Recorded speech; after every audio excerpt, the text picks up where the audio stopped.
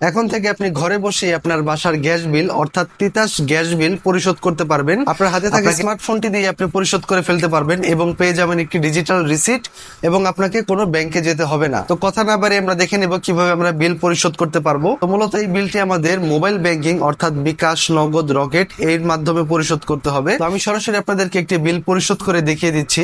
তো আমি চলে যাচ্ছি সরাসরি আমার মোবাইলের স্ক্রিনে। এবার দেখতে পাচ্ছেন এখান থেকে আমি আমার নগদ অ্যাপে লগ ইন করে নিচ্ছি। তো আপনারা কিন্তু বিকাশের মাধ্যমেও করতে পারবেন। তো আমি নগদ দিয়ে দেখাচ্ছি। তো আমি নগদ অ্যাপে আমার পিন দিয়ে যখন লগ ইন করলাম, এরপর একটু নিচে দেখতে পাচ্ছেন এখানে বিল পে অপশন নামে একটি অপশন চলে এসেছে। তো আমরা এই অপশনটিতে ক্লিক করে দিব। এরপর এখান থেকে আমরা গ্যাস অপশনটিতে সিলেক্ট করে দিব।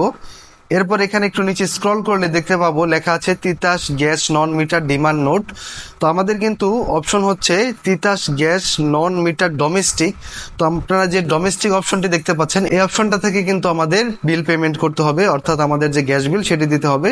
তো আমরা এই অপশনটিতে যখন সিলেক্ট করে নিব, উপরে আমাদের প্রথমে চাইবে গ্রাহক কোড। তো এখানে দেখতে পারবেন আপনাদের যে পূর্ববর্তী বই আছে অর্থাৎ গ্যাস বিল যে আপনারা দিয়েছেন বা আপনাদের কাছে যদি কোনো রিসিট থাকে সেক্ষেত্রে দেখবেন আপনাদের কাস্টমার কোড বা বাংলায় লেখা থাকলে গ্রাহক কোড লেখা থাকবে। তো সেখান থেকে আপনারা গ্রাহক কোডটি এখানে সুন্দর মতো বসিয়ে দিবেন। বসানোর পর আপনার নিচে এখানে মাসের বিবরণে এখানে দেখতে পাচ্ছেন MMYY লেখা আছে, অর্থাৎ এখানে আমাদের প্রথমে মাস দিতে হবে এবং এরপরে সাল দিতে হবে। যেমন আমি যদি প্রথমে দিয়ে দিচ্ছি যে এপ্রিল মাস, তাহলে 04 এবং হচ্ছে 24 অর্থাৎ 4 মাস এবং 24 সাল।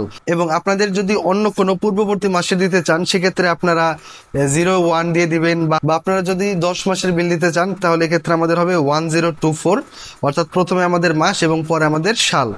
এরপরে নিচে আমাদের এখানে টাকার পরিমাণ আমাদের লিখতে হবে যে আমাদের বিল কত। তো আমরা জানি যে ডাবল চুলার জন্য আমাদের বিল হচ্ছে 1080 টাকা এবং সিঙ্গেল চুলার জন্য হচ্ছে 980 টাকা। তো এক্ষেত্রে যদি আপনার ডাবল চুলা হয় আপনি 1080 লিখবেন। যদি আপনার দুইটা চুলা হয় সেক্ষেত্রে আপনি 1080 গুণ 2 করলে হবে আপনার 2160 টাকা, সেক্ষেত্রে আপনি 2160 টাকা লিখবেন। বা আপনার যদি 4টা চুলা হয় সেক্ষেত্রে আপনার 4টা চুলার টোটাল মূল্য আসছে 4320 টাকা। তো এই অনুযায়ী আপনি হচ্ছে এখানে আপনার অ্যামাউন্টটা দিয়ে দিবেন। এরপর নিচে এখানে এসেছে সারচার্জ, অর্থাৎ এখানে হচ্ছে জরিমানা। আপনি যদি বিগত 12 মাসের মধ্যে কোনো বিল পরিশোধ করতে চান সেক্ষেত্রে আপনাকে কোনো জরিমানা দিতে হবে না। তবে আপনি যদি বিগত 12 মাসের আগের কোনো মাসের বিল পরিশোধ করতে চান সেক্ষেত্রে কিন্তু আপনাকে 20 টাকা করে প্রতি মাসের জরিমানা সহ আপনাকে দিতে হবে। এক্ষেত্রে যেহেতু আমরা রানিং মাসের বিল দিচ্ছি এর জন্য আমাদের কিন্তু কোনো সারচার্জ দিচ্ছি না, আমরা সরাসরি এক্ষেত্রে 0 দিয়ে দিলাম। এরপর হচ্ছে আমাদের এখানে মোবাইল নাম্বারটি দিতে হবে। তো আমরা মোবাইল নাম্বার দিয়ে যখন পরবর্তী অপশনে যাব সেক্ষেত্রে দেখতে পারবেন এখানে কিন্তু উপরে সম্পূর্ণ ডিটেলস চলে আসবে। এখানে দেখতে পাচ্ছেন আমার নাম চলে এসেছে যে MD কামরুল ইসলাম এবং এক্ষেত্রে আমার অ্যাড্রেস, এরপর হচ্ছে মোবাইল নাম্বার, স্থাপন এখানে D1 দেখাচ্ছে অর্থাৎ আমার ডাবল দেখাচ্ছে, 11 অর্থাৎ আমার ডাবল বার্নার, ডাবল চুলা একটি। এক্ষেত্রে আমার মূল্য আসছে 1080 টাকা। যদি আপনাদের এখানে D2 দেখেন তখন বুঝবেন যে আপনার কিন্তু ডাবল চুলার 2টি আছে। আর আপনার যদি এখানে S লেখা থাকে তাহলে বুঝবেন আপনার সিঙ্গেল চুলা, এবং এখানে 1 2 লেখা থাকলে বুঝবেন আপনার কয়টা চুলা। এরপর আমি জাস্ট এখানে পিন নাম্বার দিয়ে এখানে ট্যাপ করে ধরে রাখবো, তাহলে দেখবেন আমার বিলটি পরিশোধ হয়ে অটোমেটিক কিন্তু নেক্সট পেজে একটি রিসিপ্ট চলে আসবে।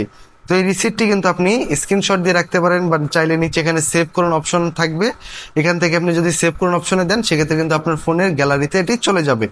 এরপর আপনি এটি চাইলে একটি প্রিন্ট আউট দিয়ে রাখতে পারেন বা আপনি চাইলে আপনার গ্যালারিতেও সেভ করে রাখতে পারেন। তো মূলত এই ছিল বিল পরিশোধের নিয়মটি।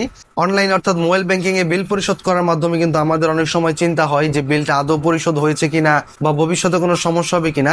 মূলত এমনটি ভাবার কোনো কারণ নেই।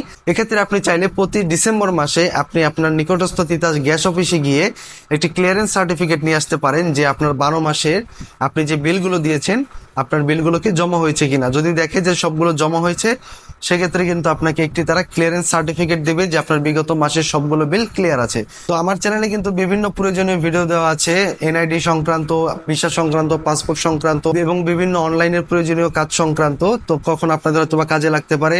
দেখা হবে নতুন কোনো ভিডিওতে। চ্যানেলটিকে সাবস্ক্রাইব করে পাশে থাকতে পারেন। ধন্যবাদ।